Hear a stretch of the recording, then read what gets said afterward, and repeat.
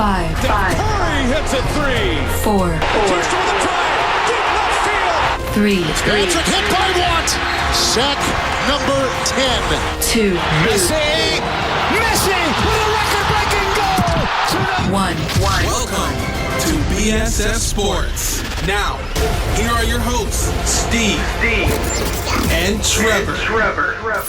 Good afternoon. Welcome to another edition of BSS Sports. My name is Steven Schill with the ever-lovely Monsieur Trevor to the Struthers. And as all of Canada watched last night, potentially, at least the Prime Minister, Mr. Justin Trudeau, did, the Grey Cup, the 104th Grey Cup, good old Ottawa Red Blacks against the Calgary Stampeders, or in other words, Henry Burris versus Bo Levi Mitchell. Anyway, with that being said, the main takeaway, well, first off, Ottawa won, but second off, I just dropped a bunch of stuff. Third off, apparently Henry wasn't supposed to start the game due to an injury or something to that effect, which was really weird, and it seemed to be the major headlines. As soon as the game started, everybody's like, oh my god, Henry's not going to play. Henry's not going to play. What transpired in the warm-up, Trev? Well, I mean, definitely Burris was the guy going into today, and he came up limping and cut his warm-up short. This was like 15 minutes before kickoff was supposed to happen. So, I mean, as you would expect it in this day and age, Twitter went into some sort of frenzy, or at least the amount you would expect for a Grey Cup game and not necessarily like something like a Super Bowl game. I can only imagine what it would be like if it was something like the Super Bowl. But, everybody was wondering if Burris was gonna make the start or not, and it didn't look like he was going to. When it came time for the teams to take the field for the game, Trevor Harris, the backup, came out with the Red Blacks and had the helmet on and seemed like he was getting ready to go. When it came time for the coin toss, Trevor Harris was the guy that was out there. No sign of Henry Burris until just a few moments before kickoff happened. The Stampeders started with the ball, so that gave Burris a little extra time. But Burris ended up running out just before the game started, and when the Red Blacks got the ball, he was the guy to step out onto the field for his team. And I mean, he had an amazing game. I mean, who would have thought?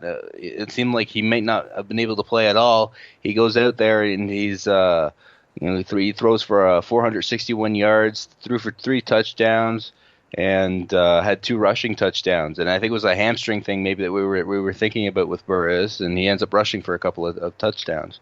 Now, going into the game, it seemed that Calgary was supposed to win. At least that's what everybody was saying. But I mean, we went into half, and Ottawa had a pretty substantial lead, and it looked like Calgary was able to do nothing. What happened at the second half of the game? Was it the halftime show that was like, okay, now we're into it? What was the motivation? I mean, maybe the Stampeders really like One Republic, but I think the reason was that Calgary just kind of got their footing. I mean, this was by far the best team in the CFL this year. They were 15-2-1. That one tie came against Ottawa in Ottawa, but in comparison, Ottawa, although they were the top team in the East Division, they were only 8-9-1. I mean, under 500 in comparison to a team that lost 2 games all year. Like, I mean, obviously they didn't lose in the playoffs until the Grey Cup. So, I mean, if you count like the total of 22 games, they lost 3 games all year, and it's crazy. I mean, they were 9-0 at home, they didn't lose at home at all. They were in the tougher division, clearly in the West Division, 9-1 against their division. They just ran through the entire season, and Bo Levi Mitchell picked a really bad time to have his worst game of the season. He had 3 picks in the game.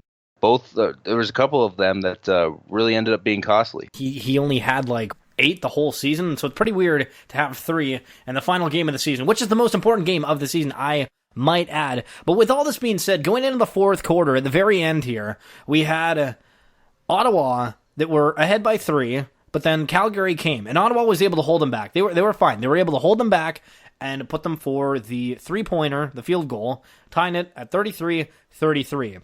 And then they decided, okay, we're going to overtime. Boys, this is going down in overtime. But in overtime, Ottawa gets the touchdown first as they receive the ball, and then they go for 2 points. What?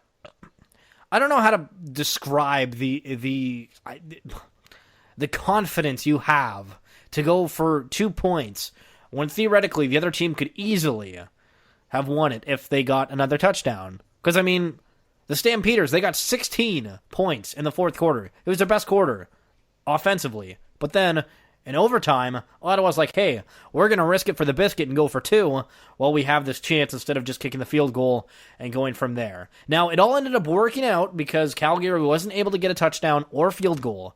But with that being said, if you were the management, would you have made that call to go for 2, knowing that theoretically all Calgary has to do, if you mess it up, is just get a touchdown and then kick the field goal to win? Well, I mean, technically in the CFL in overtime, you do got to go for the 2-point conversion. So that was an automatic. Wait, hold on. Explain this to me.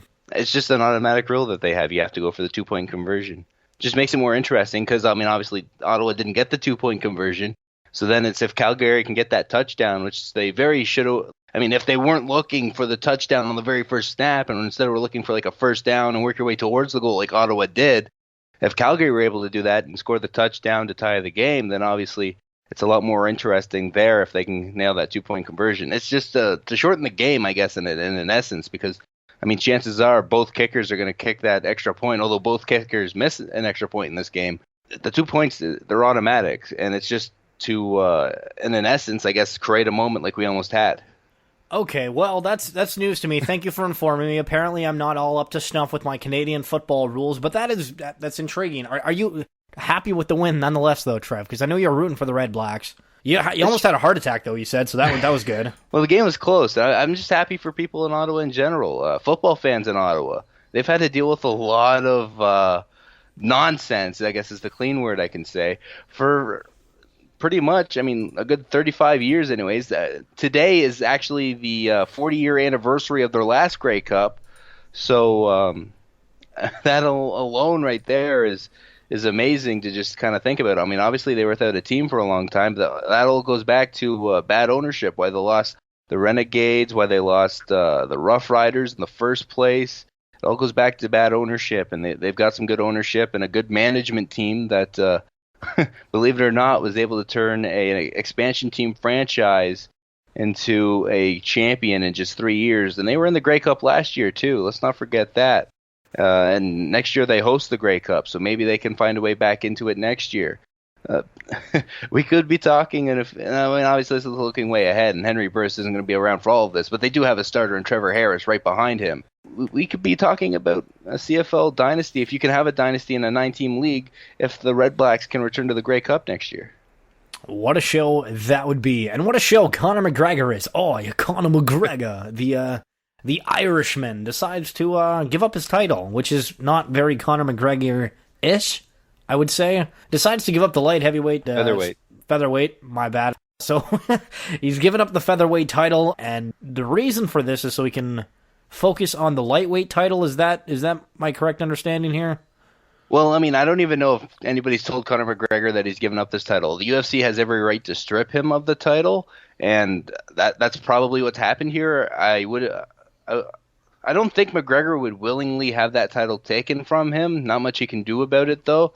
And, I mean, it does make sense if McGregor were to give up a title, to give up the featherweight title, because, I mean, when he had to cut weight for weigh-ins at 145, he was looking very scary. So 155 at lightweight is obviously a much more natural weight for him than the extra 10 pounds for featherweight. So it only makes sense to stay in lightweight. And if you ask Conor McGregor, although he's never defended that title once, he says he cleaned out the featherweight division. So now he has a new division to try to clean out, and he'll actually get to defend his title this time. Fun fact about Conor McGregor, by the way, he has won 4 titles in professional MMA.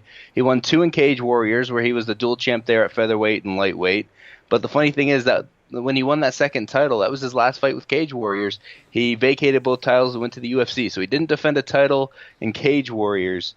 And now here in the UFC, he won the featherweight title. Hasn't defended that title since he won it. So that's 3 titles that he has won in professional MMA, and he hasn't defended yet. Now he has that 4th title, and it'll take a miracle for him to not to defend that title. It's amazing it took his 4th. I mean, a lot of people will tell you, Matt Hughes had a quote, that you're not a champion in MMA until you've successfully defended that championship at least once. This is the 4th championship for Conor McGregor. He should eventually defend this, and if and when he defends this title, we'll find out if he's a real champion or not. Well, the thing that kind of, I don't know, it makes me wonder about the UFC is they're focusing so much on Conor McGregor. There's not really anybody else in the league that it's like, hey, okay, yeah, this person's a big name. Is there any big names that really come to mind to you? Because at least recently, it's felt like it's the Conor McGregor show across the entirety of the UFC. Oh, no doubt. I mean, the two biggest names in the UFC are Conor McGregor and Ronda Rousey. And Ronda Rousey hasn't fought in a year. I mean, she's back next month, but she's been away for a very long time and been like she hasn't really been like in the MMA media. She's been in sort of a more out there popular kind of spotlight, but not with the MMA media. I mean, this has been the year of McGregor. There's no doubt about that. The amount of money he's been able to make, the cards he was on. The talk over him being on 200 and then getting pushed to 202, the feud with Diaz, which wasn't even supposed to happen because that first Diaz fight, Diaz took on like 11 days notice and it was supposed to be a lightweight title fight against Dos Anjos. And then he ends up fighting Diaz. That was so awesome. He ended up fighting him again. Then he gets the lightweight title fight with Alvarez because Dos Anjos lost the title. It's been the year of McGregor, no doubt about that. He's made a lot of money. And, I mean, who knows? Maybe next year is the year of Rousey, although it sounds like who knows how much longer she'll be around. I mean, Miesha Tate just retired, and it seems like that might be a permanent thing. It sounds like Miesha actually is very interested in going into media, doing something with, say, the UFC and Fox. I mean, Ronda Rousey is kind of that other big name in women's MMA, like Miesha Tate. Who knows how much longer Ronda will be around? And it seems like Conor doesn't want to go anywhere anytime soon. He's taking some time off. It doesn't sound like we'll see Conor before May, so we'll get a bit of a break from McGregor. But I mean, this has definitely been the year of McGregor, and it's mainly because the other big star, Ronda Rousey, has been vacant for a long time. Has not been around. Now I want to switch things over to NFL just for a minute for a few different reasons. So number one, the Cleveland Browns, they're still like 0-12, which is not the greatest. San Francisco's like 1-10, or they've only won one game. And then Tampa Bay Buccaneers. They're at home yesterday, and they took on the Seattle Seahawks. Wow, that was brutal. Oh, side note, the Seattle Sounders made it to the MLS Cup final. We'll find out on a Wednesday between Montreal and Toronto. In Toronto for that one. But back to the NFL. So the Seahawks, I mean, they're a pretty good team. They were like 7-2-1, something along those lines. The Tampa Bay Buccaneers, Trevor, did you know they didn't allow a single touchdown to the Seahawks yesterday afternoon? Did you know that? I just wanted to let you know that.